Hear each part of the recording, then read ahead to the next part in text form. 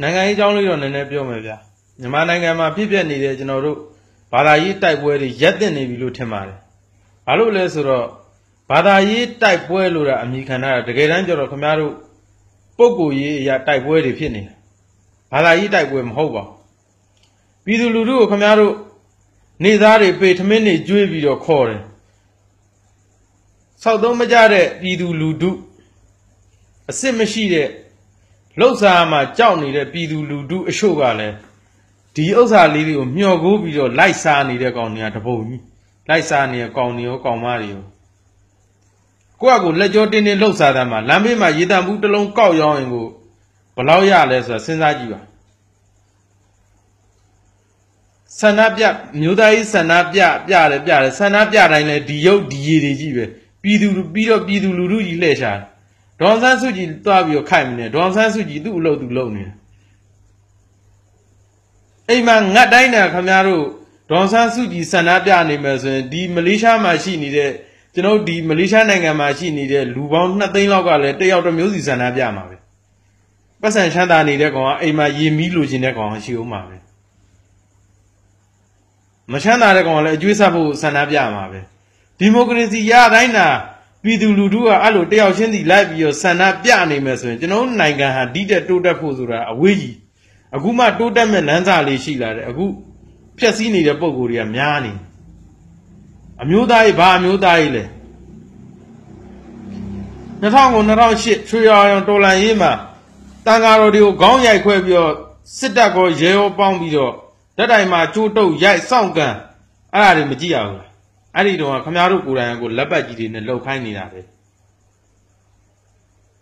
အဲ့ဒီအချိန်မှာဒေါ်အောင်ဆန်းစုကြည်ကိုယ်တိုင်ဆန္ဒပြနေတဲ့အရှိန်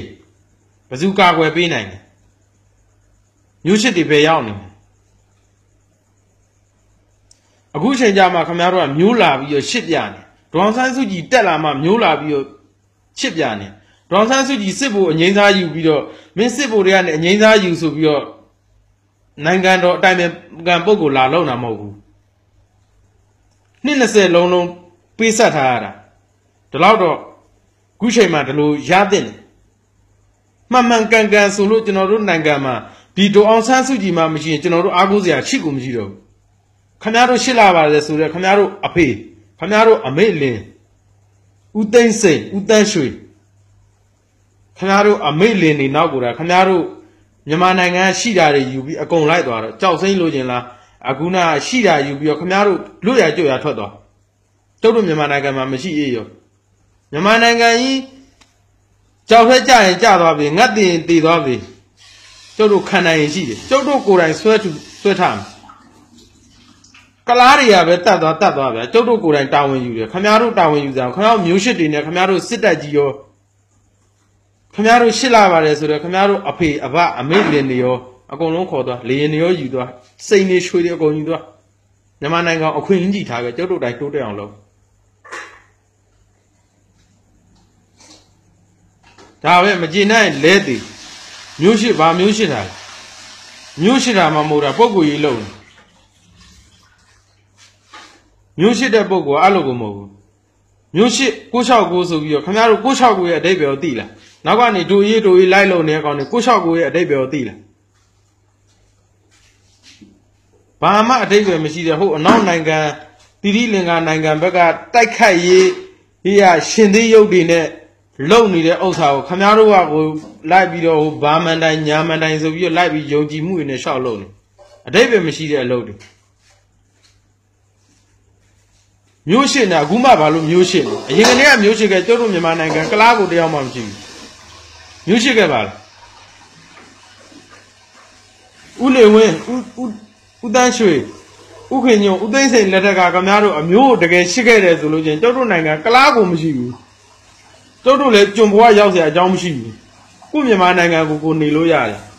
အခုကလားနင်ထုတ်မယ်ဗမာတွေဓမြင့်နိုင်ငံရောက်နေတယ်ကလားနင်ထုတ်မယ်ဆိုဗမာတွေကိုအရင်ခေါ်အောင်မြန်မာနိုင်ငံအရင်ရောက်အောင်ခင်ဗျားတို့ဆန္ဒပြအောင်မျိုးရှိတယ်ဆိုလို့ချင်းကလားနိုင်ငံမှာရောက်နေတဲ့ဗမာတွေကိုအရင်ဆုံးမြန်မာနိုင်ငံကိုရောက်အောင်လုပ်ပြီးမှခင်ဗျားတို့မျိုးကိုရှစ်ကြ အထိပ္ပယ်မဲ့တဲ့အလုပ်တွေလုပ်နေတော့ခင်ဗျားတို့အဲ့ဒီ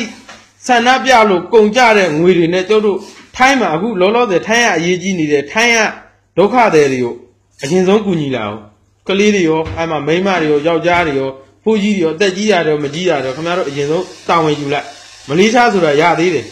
သေရင်သေသွားပြီကျုပ်တို့နောက်မှလိုက်ခဲ့မယ်အရင်ဆုံးဒုက္ခရောက်နေတဲ့လူတွေအရင်ခေါ်ကြည့်လိုက်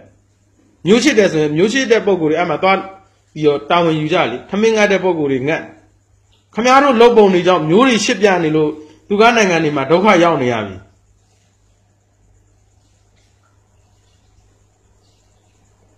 မျိုးရှစ်တယ်ဆိုလို့ချင်းတွားခေါ်လေထိုင်းမှာအခုထမင်းငတ်တဲ့လူတွေလည်းငတ်နေကုန်အလုံသမားတွေအလုံခိုင်းပြီးတော့ပတ်စံမရှင်းဘူးကျဲခေါ်ဖန်ခိုင်းနေမျိုးဗုဒ္ဓဘာသာဗမာလူမျိုးတွေကြီးပါအဲ့ဒီမှာဒုက္ခရောက်နေတဲ့ပုံကိုယ်တွေအရင်ဆုံးခေါ်လာအောင်ကိုယ်နိုင်ငံမှာမျိုးရှစ်ပြမယ်မြန်မာဗုဒ္ဓဘာသာမြန်မာနိုင်ငံမှာဘယ်တော့မှဗုဒ္ဓဘာသာလူမျိုးမပြောက်ဘူးအုံနောက်ရှိရင်ဘယ်တော့မှမပြောက်ဘူးဗုဒ္ဓဘာသာဗမာလူမျိုးဗမာနိုင်ငံဘယ်တော့မှဗုဒ္ဓဘာသာဗမာလူမျိုးမပြောက်ဘူးမျိုးမပြောက်ဘူးမင်းတို့လုံးနေလို့မျိုးပြောက်နေတာကလားမယူရဘူးကလားမယူရဘူးဆိုကလားအပိုးယူတာဗောမင်းတို့စိန်ခေါ်ထားတဲ့ဥစ္စာတွေပဲမင်းတို့ကိုယ်တိုင်လုံးနေတာပဲဝီရသူကဘာဝီရသူလဲဦးသန်းရွှေလက်ထက်ကဝီရသူဆိုတာလဲဟိုဘွဲတွေမအောင်လဲယူအောင်လဲပေးမအောင်ဘွဲတွေပေးထားပြီးတော့လှုပ်ထားတဲ့ဝီရသူတန်ခါအတုတွေရောအများကြီးပဲ